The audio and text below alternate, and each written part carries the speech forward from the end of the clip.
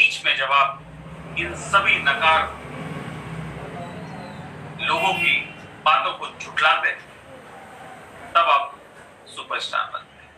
और phyto atomic वैसा ही superstar बनने जा रहा है। ईश्वर की असीम कृपा है नेगेटिविटी के लिए। हर कोई अपनी अपनी भूमिका निभा रहा है। अब तक तो कुछ भारतीय मित्र थे, अब कुछ विदेशी भी हो गए। कोई कह रहा है कि ये बकरी तो हमने पाली थी, 30 साल से हम पाल रहे थे, आप कहां उठाकर ले जा रहे हो? शेर भूखा है और जंगल में इस बार कोई सामने नहीं आ सकता। एक बकरी के जैसा प्रोडक्ट बनाकर रख दिया। 2-3 हजार मशीनें पूरे महीने में, उतनी तो हम दिन में बेच देंगे। और इस बकरी के बच्चे को अब शेरनी का दूध पिलाएंगे और ये प्रोडक्ट हिंदुस्तान के हर एक घर में जाएगा, क्योंकि ये अफोर्डेबल होगा, टेक्निकली सुपीरियर होगा। और हमें पूरा विश्वास है कि जो ये प्रोडक्ट एक बकरी की तरह रहा था अब तक भारतीय बाजारों में, एक शेर की तरह दहाड़ेगा। 2-2.5 महीने इस कॉन्सेप्ट को शुरू हुए हो गए। आप में से कई लोग सफल हैं, कई लोग अभी भी स्ट्रगल कर रहे हैं।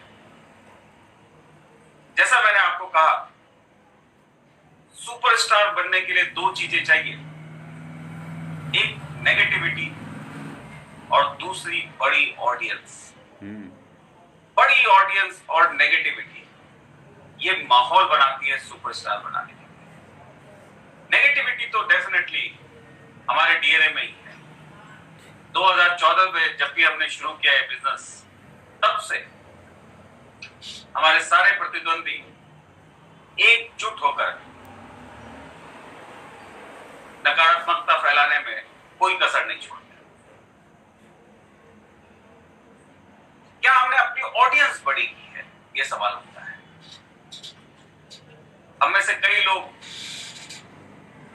छोटा छोटा ट्रायल करते हैं, फाइटो और टॉमी को कुछ लोगों के बीच में बताते हैं और फिर सफल होने का इंतजार करते हैं कि हम इस छोटे से टेस्ट ग्रुप के अंदर फाइटो और टॉमी को सफल बनाएं और इससे ही हम अपनी बातों को और आगे पहुंचाएंगे।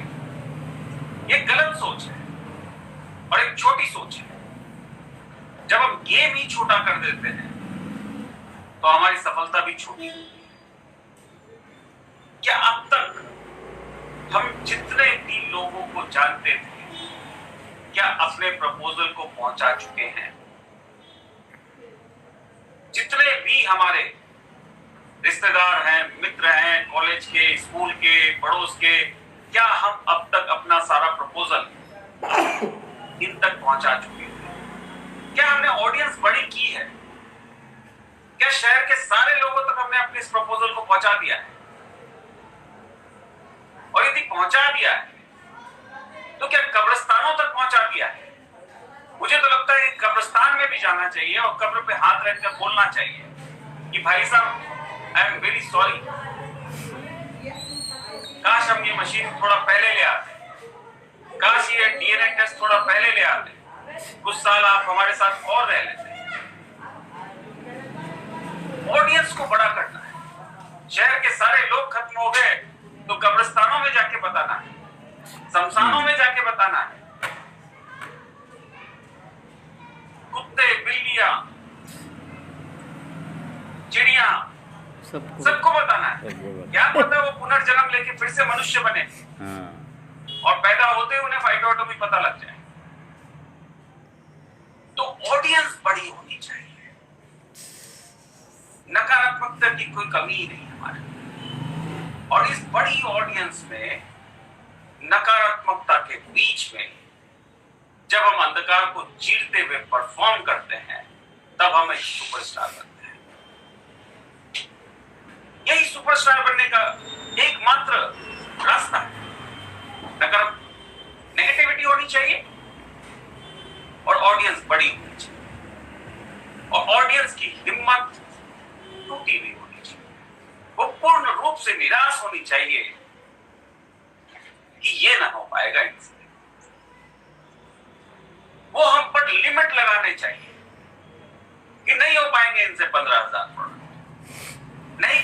के लिए प्रतिदिन 1 करोड़ रुपए का इंसेंटिव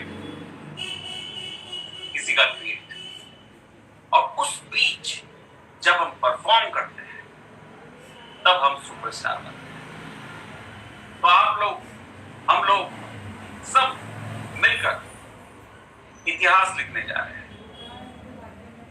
कभी कभी जब हम अपना स्वयं का स्वरूप जी रहे होते हैं तभी हम प्रसन्न होते हैं। फाइटो एटॉमी में जिस कीमत पर हम सामान बेचने जा रहे हैं, उसको बेचते हुए एक गर्व का एहसास होता है कि नहीं, इस बार हम सही कर रहे हैं, इस बार हम रीजनेबल बेच रहे हैं। और जब हम अपना स्वयं का स्वरूप जी रहे होते हैं तभी प्रसन्नता होती है, तभी खुशहाली आती है। तो मुझे लगता है कि ये जो प्रोजेक्ट हमने और आपने मिलकर शुरू किया है, अब एक ऐसे आयाम पर पहुंच चुका है कि अब यह आंदोलन में परिवर्तित हो जाएगा। और आंदोलन ऐसा होना चाहिए कि कोई बचे नहीं,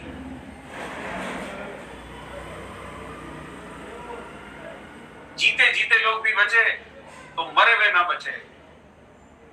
हर कब्रिस्तान, शमशान, कुत्ते, बिल्ली, बंदर, भालू सभी को बताना है मरने के बाद में क्या बनते, चिड़िया चिड़िया।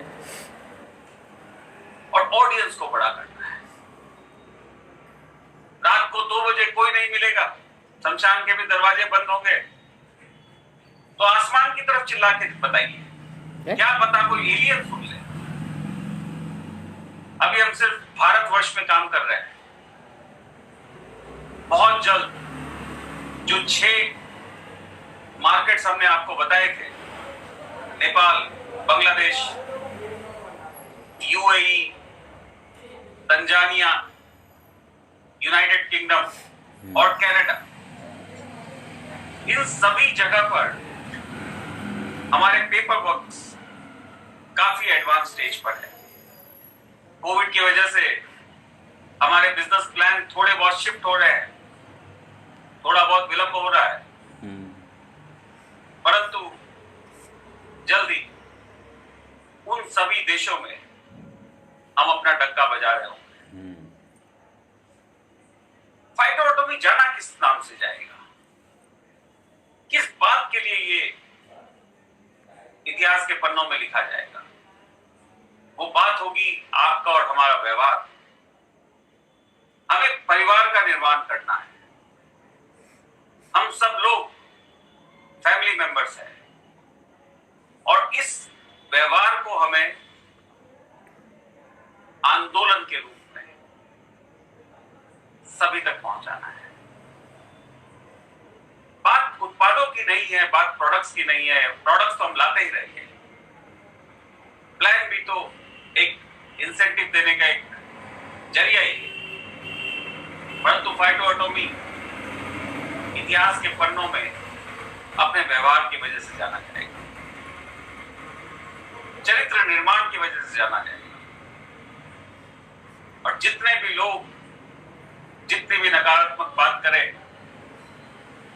ये हमें सुपरस्टार बनाने के लिए सहायक ही है।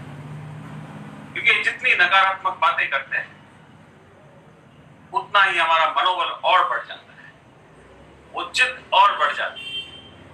और इस बार जिद कुछ ज्यादा बढ़ी है। इस बार सिर्फ भारतवर्ष में, पूरे विश्व में अगले 2-3 साल में हम अपना डंका बजवाने जा रहे हैं। कोई देश, कोई राज्य, कोई शहर, कोई गांव, कोई मोहल्ला, कोई गली नहीं छोड़ेंगे। एक एक व्यक्ति को जाकर अपनी बातें रखें, डंका बजाना। और जिस प्रचंड रूप में फाइटो एटॉमी बढ़ रहा है, मुझे आश्चर्य नहीं होगा कि आने वाला समय इस इंडस्ट्री के लिए एक सुनहरा इतिहास लिख रहा होगा और एक तरफा कर देगा। दो चीजें हमारे आड़े आ रही हैं। एक, कि सस्ता है तो घटिया तो नहीं है। इसका शाब्दिक उत्तर नहीं है। इसका उत्तर हमारे उत्पाद देंगे। और जैसे जैसे हमारे उत्पाद मार्केट में पहुंच रहे हैं, ये सवाल खत्म होने जा रहे हैं। दूसरा है, सच है कि इतना सस्ता बेच रहे हैं तो हमारा पे आउट छोटा तो नहीं बनेगा। ईश्वर की असीम कृपा है कि 2-3 महीने के व्यापार में ही बहुत सारे डिस्ट्रीब्यूटर्स प्रतिदिन लाख सवा लाख रुपए तक पहुंच चुके हैं। रोज का कुछ वक्त लगेगा, कुछ समय लगेगा, और इनमें से कुछ लोग 1 करोड़ रुपए के आसपास प्रतिदिन पहुंच चुके हैं। बता रहे मुझे। और वो दिन आएगा तब हम बहुत सीरियस